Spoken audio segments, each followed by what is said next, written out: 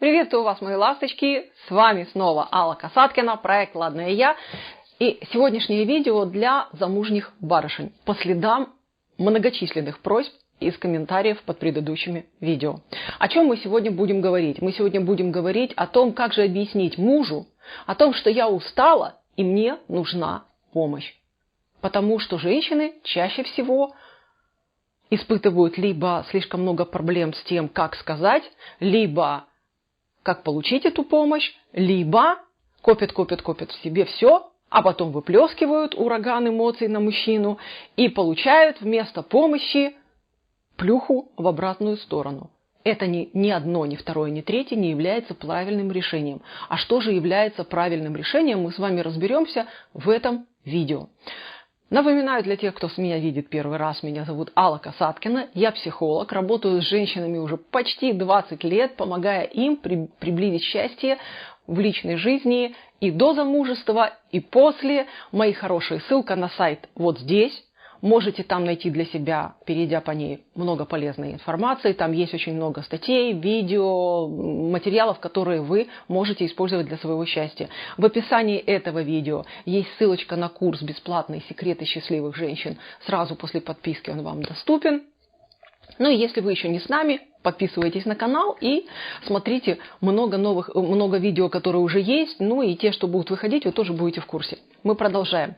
Смотрите, как написала одна из читательниц, просто самый яркий комментарий, я вам сейчас приведу в пример. Она говорит, что я сижу в декрете с 2 детьми, на мне вся работа по дому, надо смотреть за детьми. Муж приходит с работы, уставший ложится на диван, я прошу его помощи, он говорит, я устал после работы, у других жены еще и с детьми сидят и работают, а что ты мне здесь ноешь, я такой глава семьи из себя, ты должна меня слушаться и должна все еще делать. Она говорит, у меня не хватает сил, я вчера пыталась ему объяснить все это, закончилось скандалом, я не могу ничего добиться, что мне делать? И вот здесь очень важный момент. Женщина это в комментарии подобный пишет уже не первый раз, именно поэтому я так ярко запомнила, вчера просто уже у нее, видимо, крик души был. Я запомнила этот комментарий. Но что получается? Сколько бы вы ни говорили мужчине, ничего меняться не будет. Почему так происходит? Смотрите, что делают и на чем сыпятся большинство женщин, когда просят помощи от мужчины. На вас дети.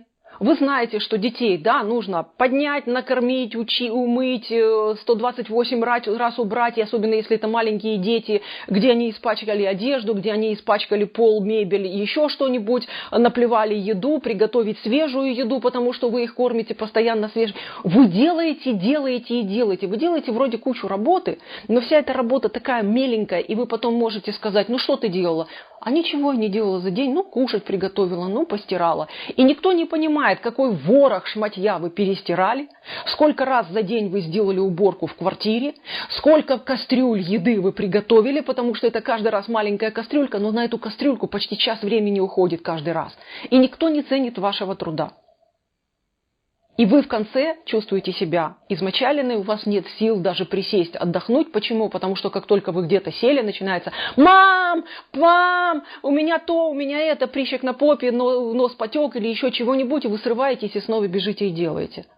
Что делает мужчина, когда он работает? Он настраивается на свою работу. Он собирает себе нужный инструмент, раскладывает его, так это делает все основательно. 30 раз пойдет покурит, может быть, еще возьмет пивка для рывка. Он разомнется, позвонит одному другу, позвонит другому, может быть, поищет в интернете материалы, заодно почитает еще 35 сайтов новостей, все это дело подумает, потом он начинает не спеша браться за работу. Он раскачался, он спокойненько берется за работу. Он поработал.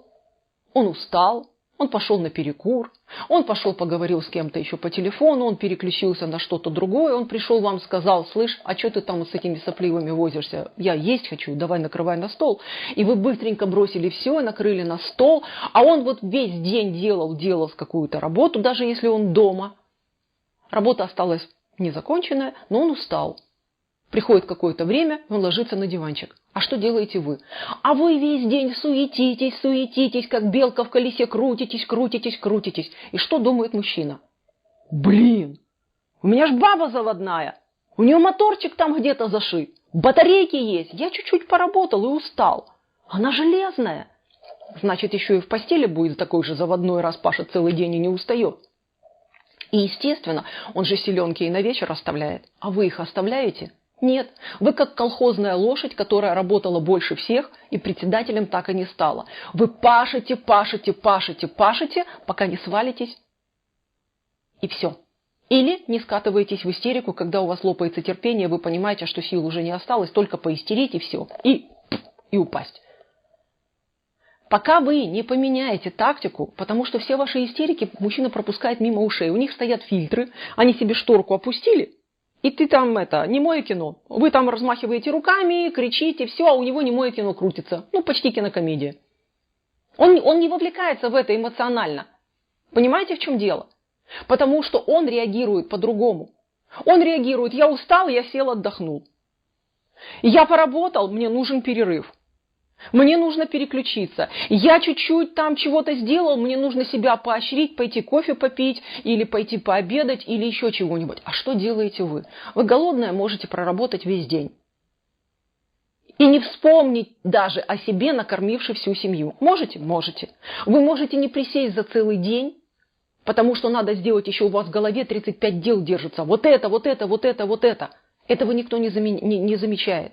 Я уже говорила однажды в видео, если мужчина говорит о том, что вы какая-то не такая, вы можете оправдать его ожидания.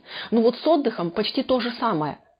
Если вы не будете показывать ему своими действиями, что вы устали, если вы не будете останавливаться и делать паузу, простите, пожалуйста, но Бобик сдохнет внутри вас, еще не дожидаясь вечера. Кто выиграет от этого? Не вы, в первую очередь, не семья, ни мужчина, ни ваши отношения, ни ваши дети. Никто не выиграет. Все будут помнить запаханную маму, которая постоянно истерит, орет на всех и вечно недовольна.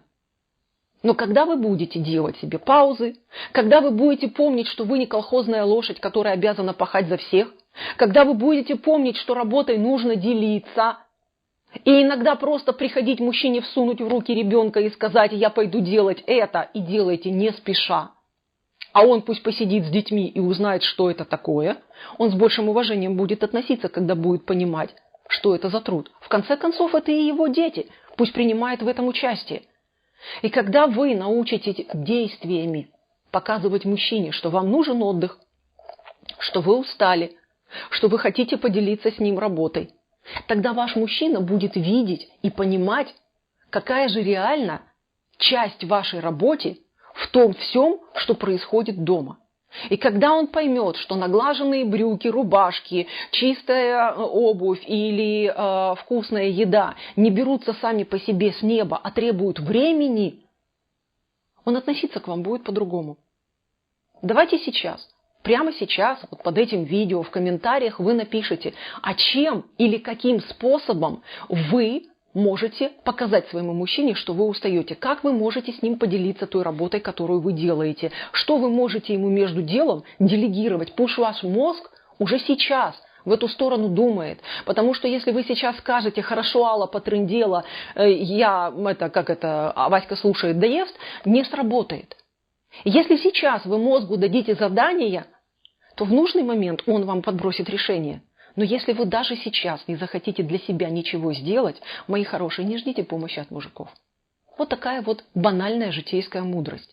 Поэтому прямо сейчас тут в комментариях пишем, что и каким способом вы готовы передать мужчине между делом, чтобы он вам помогал хотя бы по мелочам. В чем конкретно крупным вы готовы поделиться и каким способом вы будете останавливаться и делать перерывы в своих повседневных занятиях.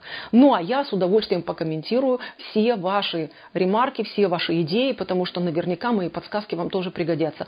Кто со мной не согласен, спорьте, доказывайте свою точку зрения. С удовольствием вас выслушаю. С вами была Алла Касаткина, и до встречи в следующих видео. Пока-пока, мои ласточки!